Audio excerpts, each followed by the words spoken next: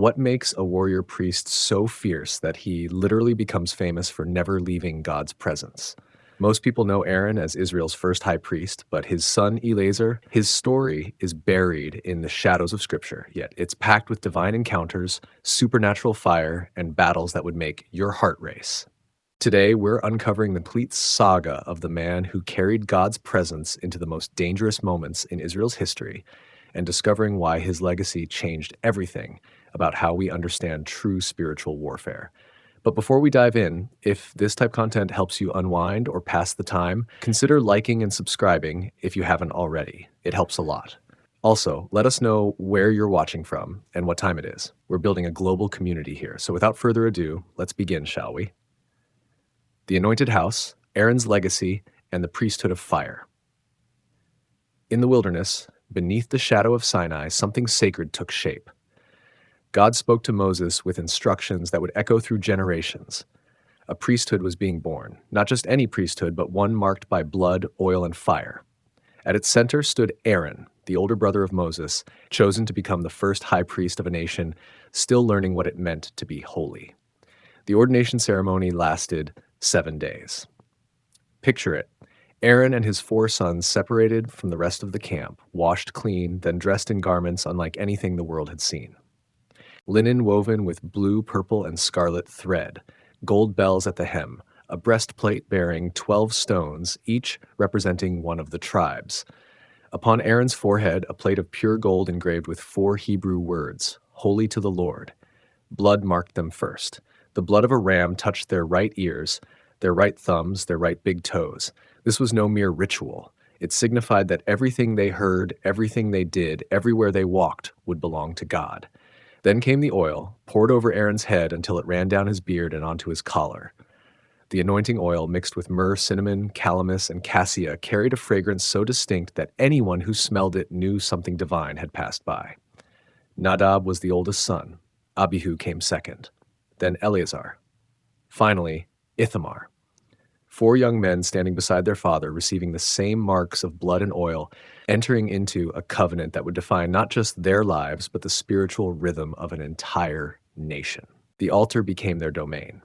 Fire burned there continuously, never to go out. This was not common fire. According to Leviticus chapter 9, when the first sacrifices were offered, fire came down from heaven and consumed the burnt offering on the altar. The people saw it and fell on their faces. That divine fire became the responsibility of Aaron's house. They would feed it, tend it, ensure it never died. Every morning and evening, sacrifices would ascend as smoke. The smell of burning flesh and grain would become the daily incense of worship. But fire demands respect.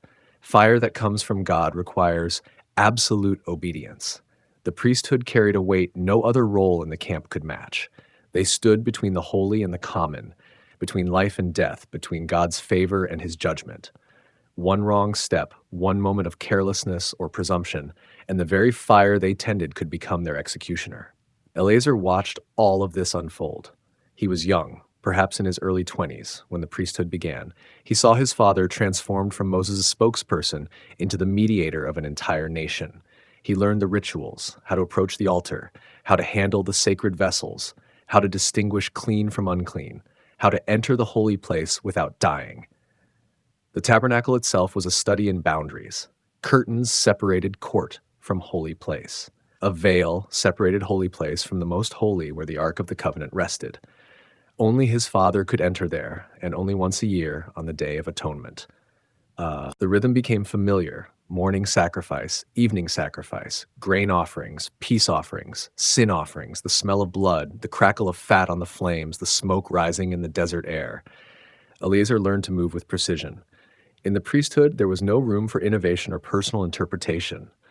God had spoken every detail. Follow the pattern or face the consequences. His older brothers seemed confident. Nadab and Abihu had status as firstborn and secondborn. They walked with a certain authority, having been among the 70 elders who ascended Mount Sinai with Moses and saw the God of their fathers. They had eaten and drunk in the presence of the divine. Perhaps that familiarity bred something dangerous. Perhaps they began to forget that proximity to holiness does not equal permission to alter it. Eleazar watched his brothers tend the fire. He watched them carry out their duties. He learned from them, yes, but something in his spirit remained cautious. Maybe it was his position as third son. Maybe it was simply his nature. Where Nadab and Abihu seemed bold, Eleazar observed. Where they moved with confidence, he moved with care. The tabernacle stood at the center of the camp. Around it, the tribe of Levi pitched their tents in protective rings. Beyond them, the 12 tribes arranged themselves in prescribed order. North, south, east, west. Judah to the east, Reuben to the south, Ephraim to the west, Dan to the north. A nation organized around a structure, and at the heart of that structure, an altar with fire that must never go out. Aaron bore the ultimate responsibility. The breastplate he wore contained the Urim and Thummim, mysterious objects through which God communicated his will. When questions arose that required divine guidance, Aaron would consult them. The weight of leadership aged him. The burden of standing between God's holiness and the people's sin left marks deeper than any wrinkle. Yet he had help. His 4 sons shared the labor. They carried wood for the altar, arranged the sacrifices, maintained the lampstand with its 7 flames, burned incense on the golden altar inside the holy place, and ensured everything remained as God commanded. The work never ended. The need for mediation between heaven and earth continued without pause. Eleazar found his place in this rhythm. He was not the heir apparent. That belonged to Nadab. He was not second in line. That was Abihu's position. But he was part of the anointed house, and that meant his life belonged to something larger than himself. His hands would handle holy things. His feet would walk on sacred ground. His voice would speak blessings over the people. The fire burned. Day after day, night after night, smoke rose toward heaven. Blood soaked into the earth at the altar's base. The priesthood functioned as God designed it. Aaron's house stood firm. But fire is unpredictable, even divine fire. And in the days to come, Eleazar would learn that standing close to the presence of God means standing close to his judgment as well. The camp remained unaware. The people went about their routines, bringing their offerings, receiving their blessings, trusting that the priests knew what they were doing. They did not yet know that tragedy was coming, that the very fire meant to symbolize God's presence would soon demonstrate his holiness in the most terrible way imaginable. Eleazar continued his duties. He had no reason to suspect that everything was about to change, that the priesthood he had just entered would be cut in half before the 8th day of consecration even ended, that he and his younger brother Ithamar would suddenly find themselves not just priests, but the only future the Aaronic line had left. The strange fire, the day God judged his own priests. The 8th day should have been a celebration. 7 days of consecration had passed. Aaron and his sons had followed every command, performed every ritual, offered every sacrifice exactly as God prescribed. The people gathered outside the tabernacle, watching as their new priesthood functioned for the first time in full public view. Moses had assured them that God's glory would appear. The nation waited, and it did appear. Fire came from before the Lord and consumed the burnt offering and the fat portions on the altar. The people saw it, shouted, and fell face down. It was glorious, terrifying and glorious. Everything seemed to be going perfectly. Then Nadab and Abihu made their choice. Leviticus chapter 10 records it with brutal brevity. The 2 older sons of Aaron each took his censer, put fire in it, laid incense on it, and offered unauthorized fire before the Lord, fire that God had not commanded. The Hebrew phrase is esh zara, often translated as strange fire or unauthorized fire. Within moments, fire came out from the presence of the Lord and consumed them. They died before the Lord. Imagine Eleazar's perspective. One moment, his brothers are performing their priestly duties. The next, they are burning, not caught in an accident, not struck by lightning from a random storm. This was targeted, immediate, divine. The same fire that had just consumed the sacrifice now consumed the priests themselves. The text gives no warning, no second chance, no voice from heaven explaining what they did wrong, just sudden death. What exactly was the sin? Scholars have debated this for millennia. Some suggest they were drunk based on the command given immediately afterward, prohibiting priests from drinking wine or strong drink before entering the tabernacle. Others propose they used common fire from outside the tabernacle rather than taking coals from the sacred altar. Still others believe they entered the most holy place without authorization, or that they performed the incense offering at the wrong time. The text itself remains vague about the specifics, but clear about the principle. They offered something God did not command. In the priesthood, that was enough. The stakes were made explicit from the beginning. Approach God on his terms, or do not approach at all. Moses spoke immediately, addressing Aaron with words that must have felt like salt in an open wound. This is what the Lord meant when he said, "Among those who are near me I will be treated as holy, and before all the people I will be honored." Aaron said nothing. The Hebrew literally reads, "And Aaron was silent." What does a father say when his sons are killed by the very God they were ordained to serve? What does a high priest do when divine judgment falls on his own household? Aaron stood there, still wearing the garments of his office, still bearing the golden plate that read, "Holy to the Lord," and made no sound. Eleazar and Ithamar stood nearby. They watched their brothers die. They saw the bodies. According to the account, Moses called Mishael and Elzaphan, cousins of Aaron, to carry the bodies away. The text specifies they carried them in their tunics, still wearing their priestly garments, out of the camp. The fact that they could be carried in this way suggests the fire had done its work swiftly. They died before the Lord, meaning they died performing their priestly function in the holy place, sat at the moment of their disobedience. The timing amplified the horror. This was day 8 of the consecration ceremony, the public debut of the priesthood. The people had just witnessed God's glory, and now they witnessed his judgment. The message was unmistakable. Proximity to God does not grant license. Familiarity does not breed permission. The priesthood operates under strict boundaries, and crossing them brings death. Eleazar had trained alongside Nadab and Abihu.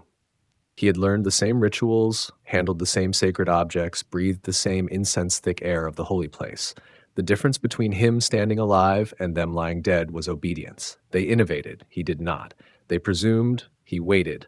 They offered unauthorized fire, he held back. But there was more to process than just the deaths. The implications rippled outward immediately. With Nadab and Abihu gone, only Eleazar and Ithamar remained. The line of Aaron had been cut in half in a single afternoon. The firstborn, who should have inherited the high priesthood after Aaron's death, was gone. The second son, backup to the backup, was gone. Now the third and fourth sons bore the entire weight of continuing the priestly line. The people outside the tabernacle heard the commotion. They learned what happened. Fear must have swept through the camp like wind through dry grass.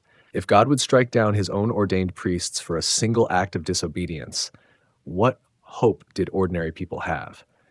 The priesthood suddenly seemed less like an honor and more like a death sentence. Yet the work could not stop. The fire still burned on the altar. Sacrifices still needed to be offered. The daily rhythm of atonement and worship had to continue. 2 priests were dead, but the nation still required mediation. Someone had to step into the gap. That someone was Eleazar. Along with his younger brother Ithamar, he became the future of everything Aaron had built. The pressure was immediate and immense. They could not afford mistakes. They could not afford to presume on God's grace. Every movement, every ritual, every approach to the altar now carried the memory of Nadab and Abihu's deaths. Moses reinforced the lesson. He instructed Aaron and his remaining sons not to leave their hair unkempt or tear their clothes in mourning. The priesthood could not show grief in the traditional ways. The work came first. The holiness of the office superseded personal loss. While Mishael and Elzaphan, and indeed the whole house of the tribe of Levi, could mourn, Aaron, Eleazar, and Ithamar had to remain at their posts. This command reveals something crucial about the priesthood. It did not belong to the men who held it. They were stewards, not owners. Their personal feelings, their family bonds, their grief, all of it was secondary to their function as mediators. God's presence in the tabernacle took priority over their presence at a funeral. Eleazar internalized this. His brothers died, and he could not mourn them properly. He could not weep openly. He could not tear his garments or sit in ashes. He had to return to work, to the altar, to the fire that killed Nadab and Abihu, and continue as if nothing had changed. Except everything had changed. The priesthood was no longer an honor shared among 4 brothers. It was a burden carried by 2. And Eleazar, once third in line, now stood as the probable heir to the high priesthood. Bearing his own death or disqualification, he would one day wear the breastplate his father wore. He would one day enter the most holy place on the Day of Atonement. He would one day bear the weight Aaron now bore. The fire continued to burn, the smoke continued to rise, the priesthood continued its function, but beneath the surface, Eleazar was being forged. Tragedy had marked him. Divine judgment had shown him the cost of presumption, and silence had taught him a lesson he would never forget. When you serve at the altar of the living God, obedience is not optional. It is survival. The code of mourning, silence, grief, and the priestly oath. The bodies were gone, but the shock remained. Mishael and Elzaphan had carried Nadab and Abihu outside the camp, still in their priestly tunics, still consecrated. The ground where they fell had been cleaned. The censers they used were taken away. But the absence was loud. Two sons of Aaron, ordained just days earlier, were now buried beyond the camp's boundary where all impure things went. And Aaron could not grieve. Moses had spoken the command clearly: do not let your hair become unkempt and do not tear your clothes, or you will die and the Lord will be angry with the whole community. The prohibition was absolute. No public mourning, no traditional expressions of loss, no 7 days of sitting in ashes while the community came to offer comfort. Aaron had to remain at his post, fully dressed in his priestly garments, performing his duties as if nothing had happened. Eleazar and Ithamar received the same command. They stood beside their father, also forbidden to mourn. Their cousins could weep. The tribe of Levi could express sorrow, but the ordained priests had to maintain their composure, their appearance, their function. The priesthood could not stop for death, even when death struck the priesthood itself. This was not cruelty for cruelty's sake. Moses explained the principle: among those who are near me, I will be treated as holy. Proximity to God demanded a different standard. The closer you came to his presence, the more strictly you had to guard holiness. The high priest and his sons lived in constant contact with sacred things.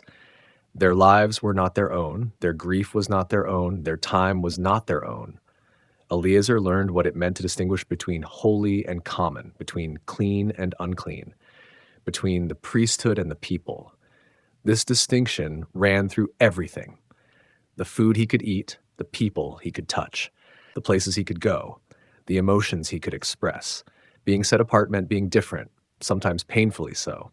The same day, another incident drove the point home. Moses discovered that the goat of the sin offering had been burned up rather than eaten by the priests as commanded. He was angry. The priests were supposed to eat certain sin offerings within the sanctuary area. This was part of bearing the guilt of the community, part of making atonement. But Aaron and his remaining sons had burned it instead. Aaron responded with rare words. He explained that after what had happened to Nadab and Abihu, eating the sin offering that day seemed wrong. Would the Lord have approved if they had eaten it after such tragedy struck? Moses heard the explanation and was satisfied. The answer revealed something about Aaron's state of mind. He was operating in shock, trying to navigate duties while processing unspeakable loss, uncertain what actions might bring more judgment. Eleazar watched this exchange. He saw his father, the high priest of the nation, having to justify his actions to Moses. He saw how even in grief, even in trauma, the requirements of the priesthood remained. The work had to be done. The rituals had to continue. But the weight of it all was crushing. The prohibition against mourning was not just about appearances. It reflected a theological reality. The priests represented God to the people and the people to God. If they broke down in visible grief, it suggested God's presence was somehow diminished, or that his judgment was unjust. The priesthood had to model trust in God's holiness, even when that holiness consumed their only members. This created an internal pressure Eleazar would carry for the rest of his life. His brothers were dead, killed by the very God he served. He could not publicly question it. He could not rage against it. He could not even properly mourn it. He had to accept it as Aaron accepted it, in silence. But silence is not the same as absence of feeling. Aaron's silence was not agreement. It was submission. It was the recognition that no words could bridge the gap between human emotion and divine holiness. Sometimes all you can do is stand still and let the weight of it settle into your bones. The command that followed made the stakes even clearer. God spoke directly to Aaron, which was rare. Usually, God spoke through Moses, but this time the message was for the priesthood specifically. You and your sons are not to drink wine or other fermented drink whenever you go into the tent of meeting, or you will die. This is a lasting ordinance for the generations to come. You must distinguish between the holy and the common, between the unclean and the clean, and you must teach the people of the land all the decrees the Lord has given them through Moses. Some scholars suggest this command implies Nadab and Abihu were drunk when they offered the strange fire. Others see it as a separate instruction meant to prevent future disasters. Either way, the message was clear. Anything that impairs judgment or weakens self-control is incompatible with priestly service. You cannot approach holy things casually. You cannot serve at the altar carelessly. Clear mind, clean heart, complete obedience, nothing less would do. Eleazar absorbed all of this. He was now one of two men responsible for continuing the priesthood. Ithamar was younger, less experienced. The weight fell disproportionately on Eleazar's shoulders. He had to master every detail. He had to teach the next generation. He had to ensure that what happened to Nadab and Abihu never happened again. The distinction between holy and common became his obsession. It was not enough to know the rituals. He had to understand why. Why this action and not another? Why this time and not later? Why this fire and not different coals? The why mattered because the why kept you alive. The camp slowly returned to normal rhythms. People brought their sacrifices. Priests performed their duties. The fire on the altar never went out. But normal was different now. Everyone who passed the tabernacle remembered what happened. Parents warned their children. Elders reminded the young. The priesthood was sacred, yes, but it was also dangerous. Eleazar's relationship with his father deepened during this period. They shared something no one else in the camp could understand. They had both lost sons and brothers in a single moment. They both carried on despite the loss. They both served at the same altar where judgment fell. This created a bond that went beyond father and son. They were fellow survivors of divine fire. Aaron taught Eleazar everything with new urgency. The rituals, the meanings, the boundaries, how to approach the altar, how to handle the blood, how to burn the incense, how to trim the lamps, how to bless the people, how to inquire of God using the Urim and Thummim. Every detail mattered now in ways it hadn't before. One mistake could be the last mistake. The priesthood also gained something through this tragedy. It gained reverence. People no longer took it lightly. They no longer assumed that being related to Aaron or having the title of priest meant automatic safety. The office commanded respect because the office carried real danger. To stand before God as mediator required perfection, or at least the pursuit of it. Eleazar wore his grief internally. He could not express it outwardly, so it shaped him from within. He became careful, methodical, precise. Where his older brothers had been bold, he became cautious. Where they had innovated, he adhered. Where they had presumed, he waited. This was not cowardice, it was wisdom purchased at a terrible price. Eleazar had seen what happened to those who took liberties with God's commands. He had no intention of joining them. The fire still burned, the smoke still rose, the priesthood still functioned. But now it functioned with the knowledge that holiness is not a metaphor. It is a reality that can sustain you or destroy you depending on how you approach it. And Eleazar chose to approach it the only way that made sense after watching his brothers burn, with absolute, unwavering obedience. The zeal of Phinehas, a nephew's legacy and a family standard. Years passed. The wilderness became familiar, then monotonous. The generation that left Egypt began to die off, replaced by sons and daughters born in freedom, but shaped by scarcity. Eleazar had married. His wife bore him a son. They named him Phinehas. The name carried meaning. In Hebrew, Phinehas possibly derives from Egyptian origins, meaning the Nubian or dark-skinned one, though some scholars connect it to Hebrew roots, meaning mouth of brass or oracle. Whatever its etymology, the name would become synonymous with one thing: zeal. Phinehas grew up in the priesthood. He learned from his father Eleazar, who learned from Aaron, who learned directly from God through Moses. The training was comprehensive. By the time Phinehas reached adulthood, he knew every ritual, every boundary, every consequence of deviation. The story of Nadab and Abihu was told regularly in his household. Do not presume. Do not innovate. Do not take liberties with holy things. But Phinehas learned something else as well. Holiness is not passive. Righteousness sometimes requires action, even violent action. And that lesson came to full expression at Shittim, in a place called Peor, during one of the darkest moments in the wilderness. The people had camped in the plains of Moab, across from Jericho, preparing for the final push into the Promised Land. Balaam had tried to curse them, but could only bless them. The direct assault had failed, so Balaam advised the Moabites and Midianites on a different strategy: moral compromise. The women of Moab began to invite the men of the tribes to their sacrifices. What started as friendly cultural exchange became something darker. The people began to participate in the worship of Baal of Peor. This was not mere social mixing, it was spiritual adultery. The worship included ritual prostitution. The boundaries God had set for the Israelite people were being erased through sexual immorality and idolatry. According to Numbers chapter 25, God's anger burned against the leaders and the people. A plague broke out in the camp. People began to die. Moses commanded the judges to execute those who had joined themselves to Baal of Peor. The situation was desperate. The nation was unraveling. Then came the moment that would define Phinehas forever. While Moses and the leaders were gathered at the entrance of the tent of meeting, weeping over the sin, a man from the tribe of Simeon brought a Midianite woman into his tent in full view of everyone. His name was Zimri, a leader among his tribe. Her name was Cosbi, daughter of a Midianite chieftain. They entered the tent to engage in sexual relations, flaunting their defiance of God's command. Phinehas saw it. More than that, he understood what it meant. This was not just personal sin. This was public rebellion. This was a leader openly mocking God while plague killed the people. This was the kind of presumption his great-uncles Nadab and Abihu had shown, but worse. They had sinned in ignorance or carelessness. This man sinned deliberately, arrogantly. Phinehas did not hesitate. He took a spear and followed them into the tent.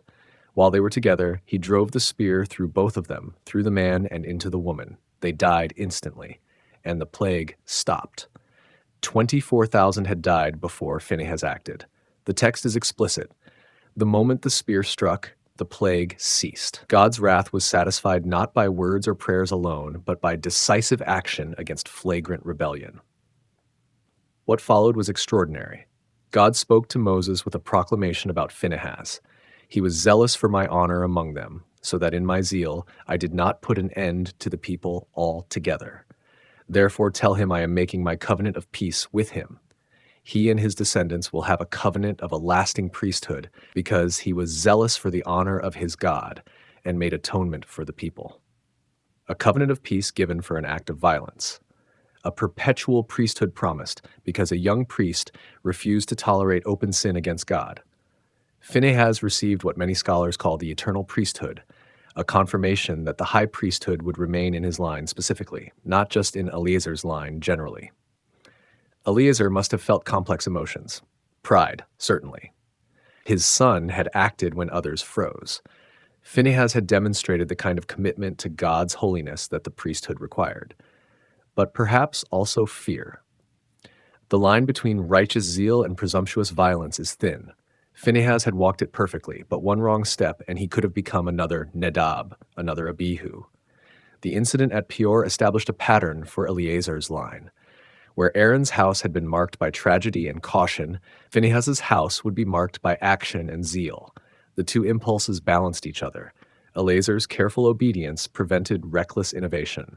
Phinehas's bold righteousness prevented passive compromise. Together, they represented the full expression of priestly duty. Guard the boundaries, but when those boundaries are crossed, act decisively. This event also clarified something about the priesthood's role. They were not just ritual specialists. They were guardians of holiness. When the people strayed, the priests were responsible for bringing them back. Sometimes that meant teaching. Sometimes it meant sacrifice. And sometimes, as Phinehas demonstrated, it meant direct intervention against those leading others into sin. The zeal of Phinehas became proverbial. Centuries later, David would write in Psalm 106 about how Phinehas stood up and intervened, and the plague was checked, and it was credited to him as righteousness. The prophet Malachi would reference the covenant of peace given to the priesthood. Even in the New Testament era, the memory of Phinehas's action remained powerful. For Eleazar, watching his son receive this covenant must have felt like vindication. The priesthood had survived the tragedy of Nadab and Abihu. It had continued through his faithful service, and now it was guaranteed to continue through Phinehas and his descendants. The line was secure, the future was certain, but this security came with responsibility. The priesthood could not afford to be soft on sin. It could not tolerate open rebellion. The same fire that consumed Nadab and Abihu for unauthorized worship would consume anyone who led the people into false worship. Phinehas had internalized this truth and acted on it. His zeal was not personal vendetta. It was holy jealousy for God's honor. Eleazar trained other priests, but Phinehas stood apart. He would be the third high priest. After Aaron, after Eleazar, the priesthood would pass to Phinehas, and with him, the memory of what he did at Peor would shape how the priesthood understood its mission. Guard the boundaries, teach the people, and when necessary, act with decisive righteousness to protect the holiness of the community. The wilderness years continued. The priesthood functioned. Sacrifices rose as smoke, but now everyone knew that Aaron's line was not just ceremonial. It was active. It was zealous. It would not tolerate compromise. And at its head, preparing to take his father's place, stood Phinehas, priest, warrior, and guardian of God's honor. The waters of strife, Moses' sin, and Eleazar's defining moment. 40 years in the wilderness changes people. The young become old, the hopeful become weary, the confident become broken, and even the greatest leaders can reach their limit. Moses was nearing the end of his journey, though his strength had not left him. For 4 decades, he had led a nation of complainers, rebels, and wanderers. He had interceded for them countless times. He had pleaded with God not to destroy them. He had endured their constant grumbling and their repeated failures to trust, and now, at the end of the journey, they were doing it again. The place was Kadesh, in the wilderness of Zin. The first generation had mostly died. Miriam, Moses' sister, had just been buried there. The people were thirsty. There was no water. And so they did what they always did. They complained. They quarreled with Moses. They said it would have been better if they had died when their brothers died before the Lord. They accused Moses of bringing them into this terrible place with no grain, figs, vines, or pomegranates, and no water to drink. The complaint was not new. 40 years earlier at Rephidim, they had made the same accusation. Then, as now, they wanted to return to Egypt.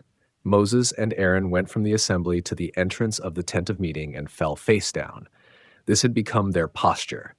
When the people rebelled, the leaders fell before God. The glory of the Lord appeared, and God spoke to Moses with clear instructions. Take the staff, gather the assembly, speak to the rock before their eyes, and it will pour out water. Simple. Direct. Speak to the rock. Eleazar was there. As high priest in waiting, he was present for these moments. He heard the command. He understood what was required. Moses was to speak to the rock. Just speak. God would do the rest. Moses and Aaron gathered the assembly in front of the rock. The people crowded around, waiting to see what would happen. Moses was angry. You could hear it in his voice. Listen, you rebels, must we bring you water out of this rock? The plural we stood out. Must we bring you water? Not God will give you water. Not the Lord provides. The credit was being shifted, even if unintentionally.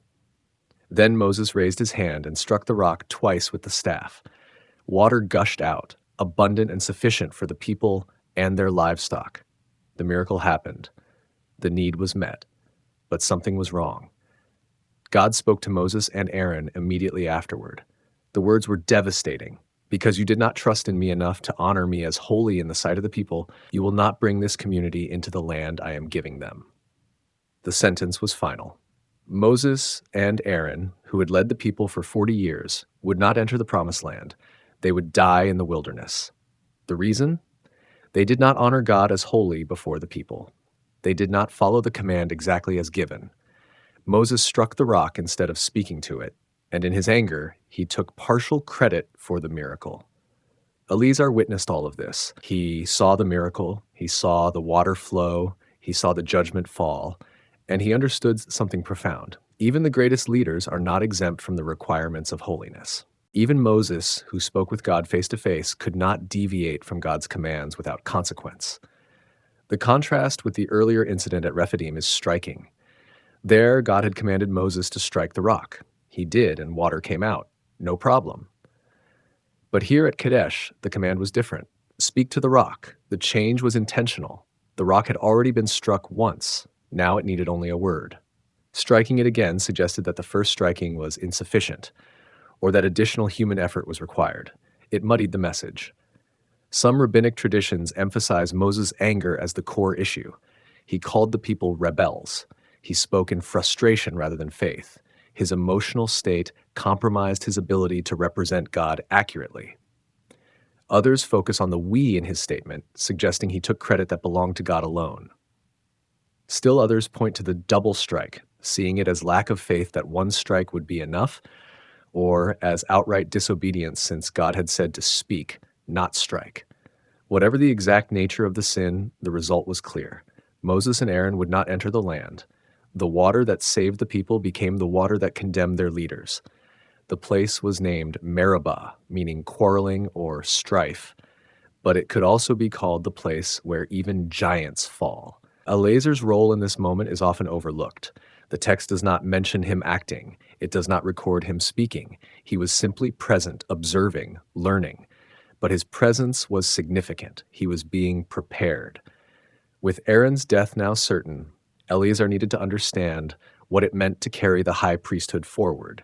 He needed to see that the office transcends the person who holds it. Aaron would die, Moses would die, but the priesthood would continue, and Eleazar would be the one to carry it.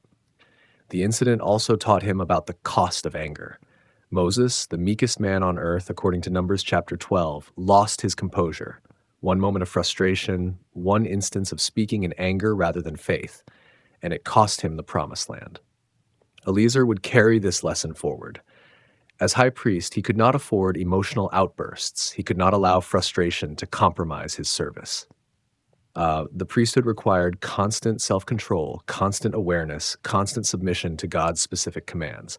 The people might rebel, they might complain, they might test his patience to the breaking point, but his response had to remain measured, faithful, obedient. The water incident also highlighted the importance of precision. God's commands were not suggestions or general guidelines. They were exact. Speak to the rock, not strike it. Follow the pattern, not your own interpretation. The difference between the two might seem small to human eyes, but to God, it was everything. It was the difference between honoring him as holy and diminishing his glory. Moses' staff became a symbol of this tension.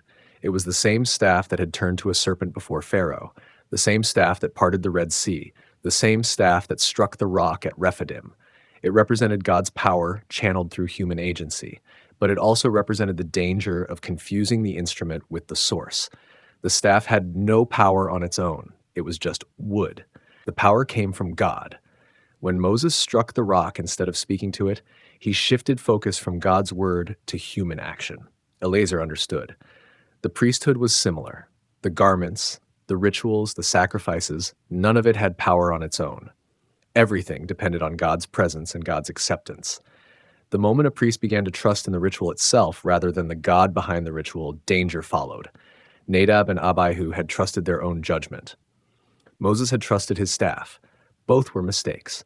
The people drank the water unaware of what had just happened to their leaders. They were satisfied. Their immediate need was met. But Moses and Aaron walked away from that rock knowing their journey had just ended. Eleazar walked away knowing his had just begun. The weight of succession pressed down on him.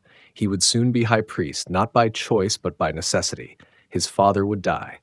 The mantle would pass, and he would have to carry it through the conquest of Canaan, through the distribution of the land, through whatever challenges lay ahead.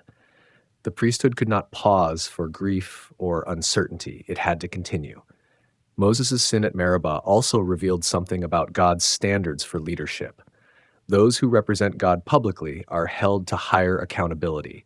Moses was not just any man. He was the mediator of the covenant, the prophet through whom God spoke. His actions were interpreted by the people as reflections of God's character. When he struck the rock in anger, the people saw anger. When he said, "Must we bring you water?" they heard human effort rather than divine provision. The message was corrupted, even if the miracle still happened. Eleazar filed this away. As high priest, his actions would be scrutinized. His words would carry weight beyond their literal meaning. He would be watched, judged, interpreted. Every ritual he performed, every blessing he spoke, every decision he made would be seen as representing God's will. The responsibility was crushing, but it was the calling. The days following Meribah were somber. Moses continued to lead, but everyone knew his time was limited. Aaron continued to serve, but the shadow of death hung over him. Eleazar prepared himself mentally and spiritually for what was coming.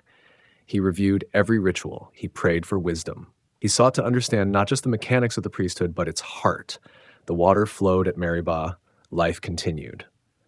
But something had shifted. The old guard was passing. A new generation was stepping forward.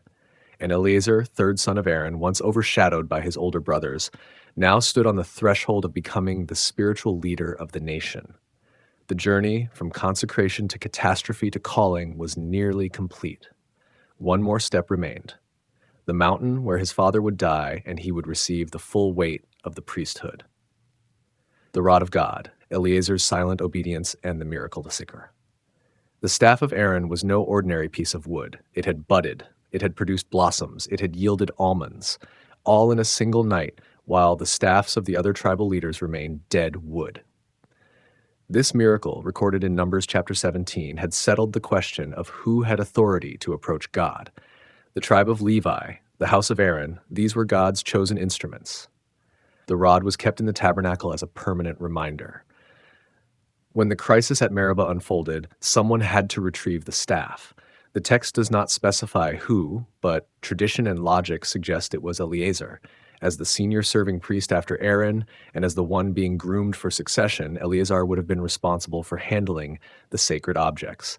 The staff was kept before the testimony, inside the holy place, near the ark. Only priests could enter. Only those consecrated could touch it. Imagine Eleazar receiving the command from Moses. The people are gathered. They are angry, thirsty, on the edge of riot. Moses needs the staff, the symbol of divine authority, the instrument through which God had worked so many miracles. Eleazar enters the tabernacle. The curtains close behind him. The air is thick with incense. The 7 lamps burn steadily. He approaches the place where the staff rests. This is not a casual errand. Every movement in the holy place is prescribed. Every step has meaning. Eleazar has done this countless times, but never casually. He takes the staff. The wood is smooth, worn by use. He can see where it budded, where life burst forth from dead matter.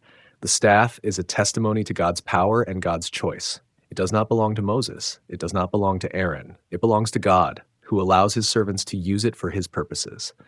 Eleazar brings the staff out. He hands it to Moses. No words are recorded. No commentary is given. He simply fulfills his function. Retrieve the staff, present it, return to his position. The obedience is silent, complete, unquestioning. This moment contrasts sharply with what follows. Moses takes the staff and strikes the rock, twice, in anger, with words that claim credit. Eleazar stands nearby, watching. He has just handled the symbol of God's authority. He knows what it represents, and he sees it being used incorrectly. Did Eleazar want to speak? Did he want to stop Moses? We do not know. The text is silent about his internal state, but his external action is clear. He did nothing. He did not interfere. He did not question. He stood in his priestly role and let Moses, the prophet and leader, make his choice. This was not cowardice. This was respect for structure and order. Moses had been given the command. Moses bore the responsibility. Eleazar's role was support, not correction. Yet his presence mattered. When God pronounced judgment on Moses and Aaron, Eleazar was there to hear it. He witnessed the cause and effect. He saw how one act of disobedience, even by someone as great as Moses, brought consequences. The lesson was not lost on him. The rod itself carries layers of meaning. It was the rod that struck Egypt with plagues. It parted the Red Sea. It brought water from the rock at Rephidim. It swallowed the rods of the Egyptian magicians. It represented God's judgment and God's provision in equal measure. To hold it was to hold the weight of divine authority. To misuse it was to distort that authority. Eleazar's handling of the rod at Meribah becomes symbolic of his entire approach to the priesthood. He was the instrument, not the source. He carried sacred things, but he did not own them. He followed commands, but he did not create them. His obedience was functional, quiet, persistent. Where others might have sought glory or recognition, Eleazar simply did what was required. Some traditions suggest that Eleazar's retrieval of the rod was itself a test. Would he handle it with proper reverence? Would he remember the lessons of Nadab and Abihu? Would he approach the sacred object with the care it demanded? If so, he passed. The rod was delivered. The miracle happened, even though it was accompanied by tragedy. The contrast between Moses' action and Eleazar's is instructive. Moses acted in the spotlight before the entire assembly, with the weight of 40 years of leadership on his shoulders. His failure was public. His punishment was announced before the people. Eleazar acted in shadow, behind the curtain, with no audience except God. His obedience was private. His faithfulness was quiet, but both mattered. This pattern would define Eleazar's high priesthood. He would not be the charismatic leader who parted seas or brought plagues. He would not be the prophet who spoke with God face to face. He would be the faithful priest who maintained the rituals, kept the fire burning, and ensured the boundaries remained intact. His glory was in consistency, not spectacle. The water that flowed from the rock sustained the people. They drank. Their animals drank. The immediate crisis passed, but the cost was steep. Moses would not enter the land, Aaron would die on Mount Hor, and Eleazar would ascend that mountain as a priest but descend as the high priest. The rod that brought water at Meribah would soon be part of another ceremony, one that transferred authority from father to son. Eleazar's silence at Meribah echoes Aaron's silence after Nadab and Abihu died. It is the silence of submission, the silence of trust, the silence of someone who knows that explaining or justifying will not change what must happen. God has spoken. The course is set. All that remains is to walk it faithfully. The rod would return to its place in the tabernacle. Eleazar would place it there before the testimony, where it would remain as a witness. And every time he saw it, he would remember Meribah. He would remember Moses' anger. He would remember the water. He would remember the judgment. And he would remember his own small part in that great moment, the silent priest who retrieved the rod and let God work, even when the work brought pain. The succession. From Aaron to Eleazar on Mount Hor, the command came directly from God. Take Aaron and Eleazar up to Mount Hor. Remove Aaron's garments, place them on Eleazar. Aaron will die there. Moses received the instruction and obeyed. No debate, no negotiation. Aaron's time had come. The first high priest of the nation would not enter the promised land.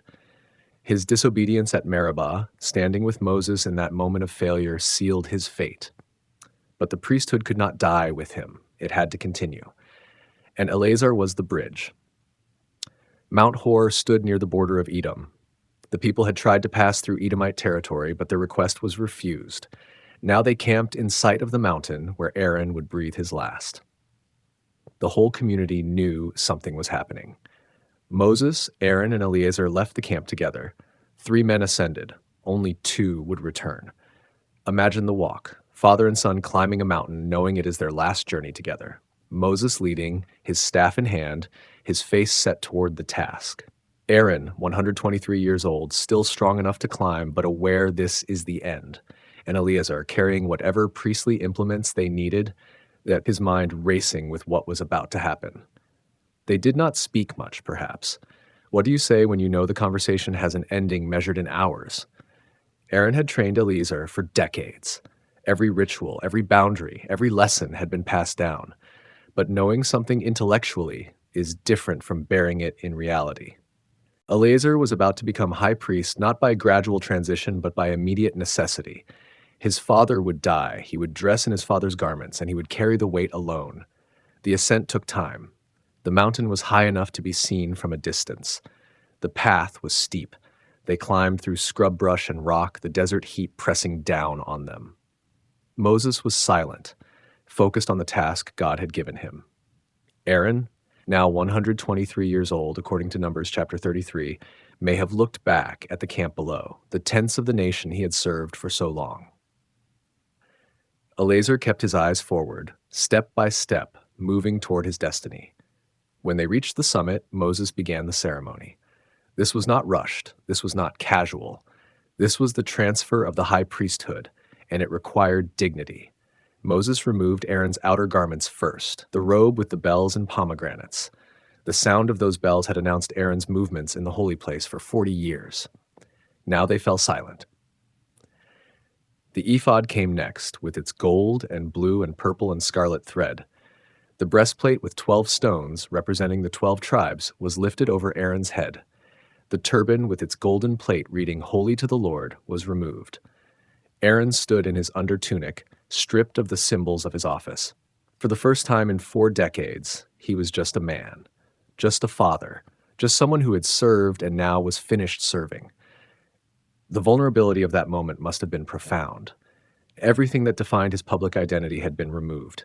He was naked before God in a way he had not been since his consecration. Then Moses turned to Eleazar. One by one, the garments were placed on him, the robe, the ephod, the breastplate, the turban. Each piece carried weight beyond its physical mass. These were not just clothes, they were the office, they were the authority, they were the responsibility. As the final piece settled into place, Eleazar became what his brothers Nadab and Abihu would have been if they had lived. He became the high priest of the nation. Aaron watched his son transformed. Perhaps he felt pride, perhaps relief that the line would continue, perhaps sorrow that his own journey was ending. The text does not record his emotions, only the actions. The garments were transferred, the office changed hands, and then Aaron died. The Hebrew phrase is simple and final. Aaron died there on top of the mountain, no dramatic exit, no final speech, no last words recorded. He simply ceased. His breath stopped, his heart stopped, and the man who had stood beside Moses before Pharaoh, who had seen the Red Sea part, who had watched fire come down from heaven, who had borne the grief of losing 2 sons and the shame of making a golden calf, was gone. Eleazar stood beside his father's body, wearing his father's garments. Moses was there as witness. The transfer was complete, but the weight of it settled slowly. Eleazar was high priest, not in training, not in waiting. Now, immediately, fully. The nation below depended on him. The sacrifices would continue, the rituals would be maintained, the boundaries would be guarded, and he was the one responsible. Moses and Eleazar buried Aaron there on Mount Hor. The text does not describe the burial, but it must have been simple. No elaborate tomb, no monument, just a grave on a mountain, marking where the first high priest met his end. Then Moses and Eleazar descended. The climb down was different from the climb up, 2 men instead of 3. The weight distributed differently. Eleazar now walked as high priest, not as priest in training. When they reached the camp, the people saw immediately what had happened. Aaron was not with them. Eleazar wore the high priest's garments. The message was clear. Moses announced it formally. Aaron had died, and the whole community mourned for 30 days. This time, unlike with Nadab and Abihu, mourning was permitted. Aaron had not died under judgment. He had died under discipline, yes, but also under the natural course of life. He had served his full term. He had raised up a successor. The priesthood survived him. Eleazar's first days as high priest were shaped by this mourning. He performed the daily sacrifices, he maintained the fire, he blessed the people, but he did it all while processing his father's death. The grief was real, even if the work continued. The priesthood allowed mourning for Aaron in ways it had not allowed for Nadab and Abihu. The distinction mattered. Aaron died faithful, even if flawed. His sons died in rebellion. The community honored the difference. The succession on Mount Hor established a pattern. The high priesthood would pass from father to son, from generation to generation, as long as the line remained faithful. Eleazar to Phinehas, Phinehas to Abishua, and so on, until the priesthood itself ended centuries later. But in that moment, on that mountain, with Moses as witness, the transfer from Aaron to Eleazar secured the continuity. Eleazar wore the garments. He bore the weight. He carried the names of the tribes on his chest. He entered the holy place. He consulted the Urim and Thummim. He stood between the people and God. And he did it all with the memory of his father's last moments imprinted on his soul. The mountain where Aaron died became sacred, not because of the death itself, but because of what happened there. The priesthood survived. The line continued. And Eleazar, third son of Aaron, became the anchor of that continuity. The people moved on from Mount Hor. The conquest of Canaan lay ahead. But the priesthood moved forward with a new leader, shaped by tragedy and trained by loss, ready to guide the nation into whatever came next. The faithful priest, Eleazar's legacy in conquest and promise. The Jordan River stood between the people and their inheritance. 40 years of wandering had ended. The generation that left Egypt was gone, except for Joshua and Caleb. Moses had died on Mount Nebo, seeing the land but not entering it. Now Joshua led, and beside him stood Eleazar, the high priest who would guide the spiritual conquest of Canaan. The crossing of the Jordan mirrored the crossing of the Red Sea. The priests carried the Ark of the Covenant into the water. The flow stopped, the people crossed on dry ground, and once again the priesthood stood at the center of a miracle. Eleazar was there, overseeing the sacred procession, ensuring every detail matched God's command. The ark that held the tablets of the law, Aaron's rod that budded, and a pot of manna all crossed into the land of promise.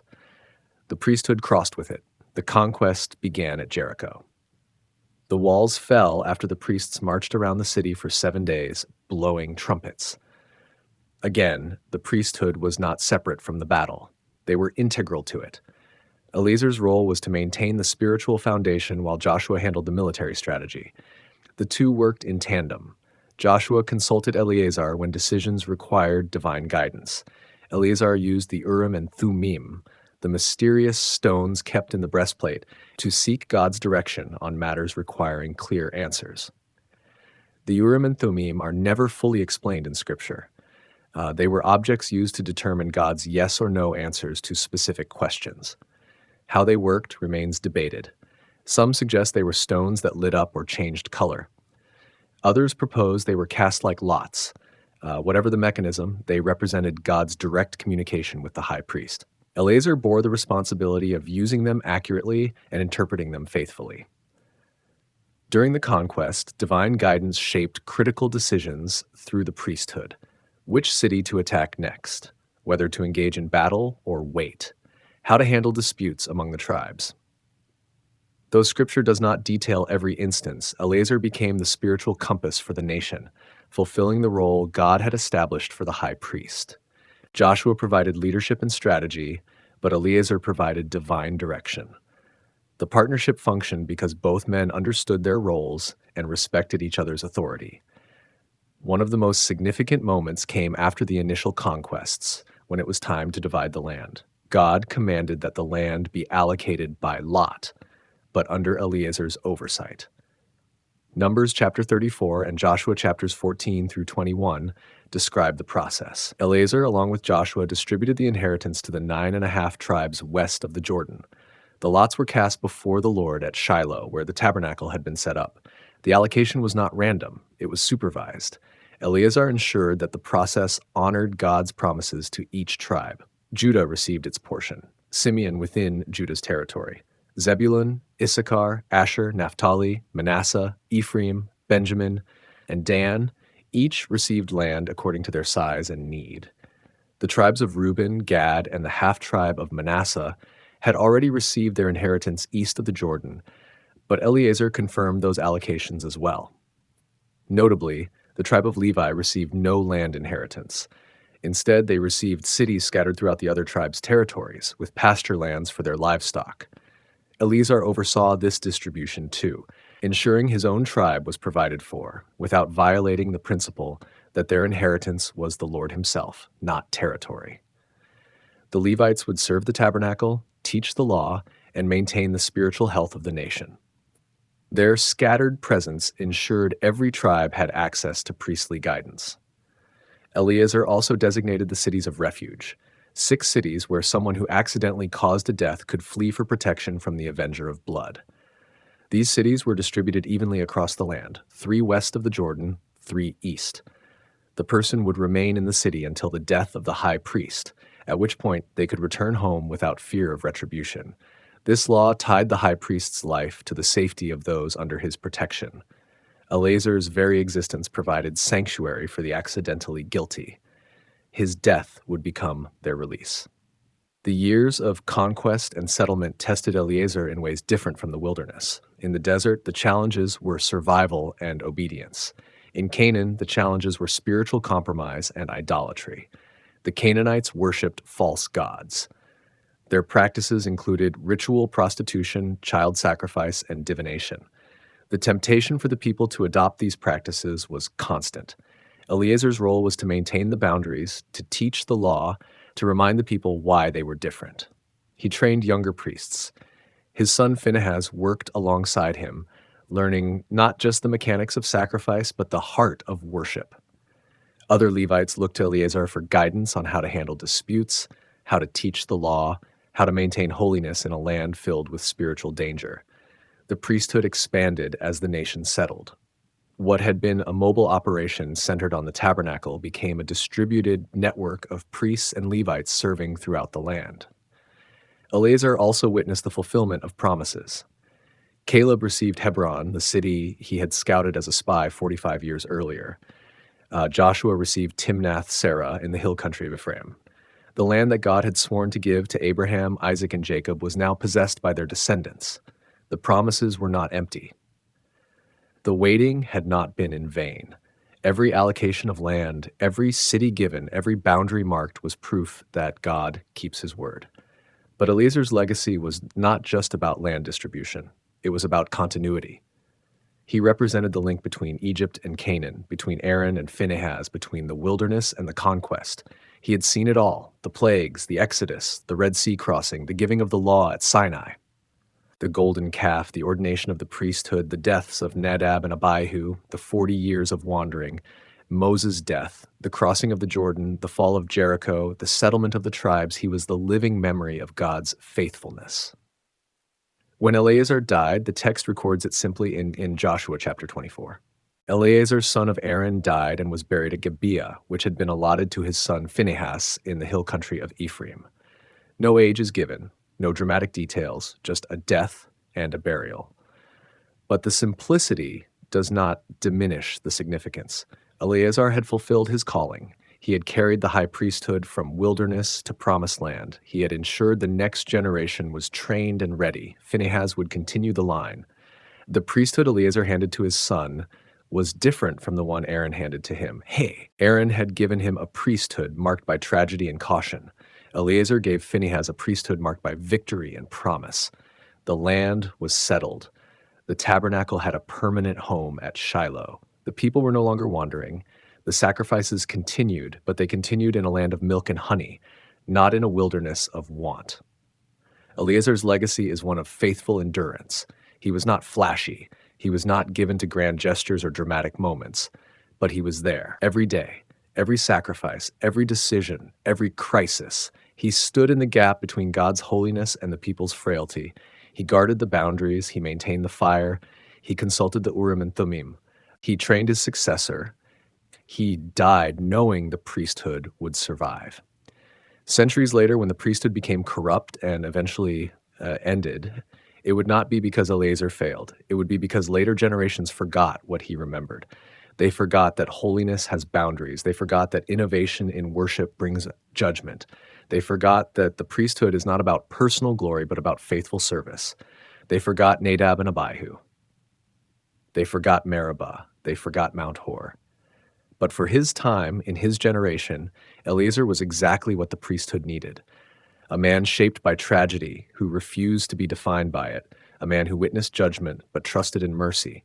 A man who received an office he never sought and carried it with dignity. A man who knew that his life was not his own, that his time belonged to God, that his legacy would be measured not by what he accomplished but by what he preserved. The fire continued to burn. The smoke continued to rise, the priesthood continued to function, and at the center of it all, for decades, stood Eleazar, the warrior priest of God's presence, faithful to the end.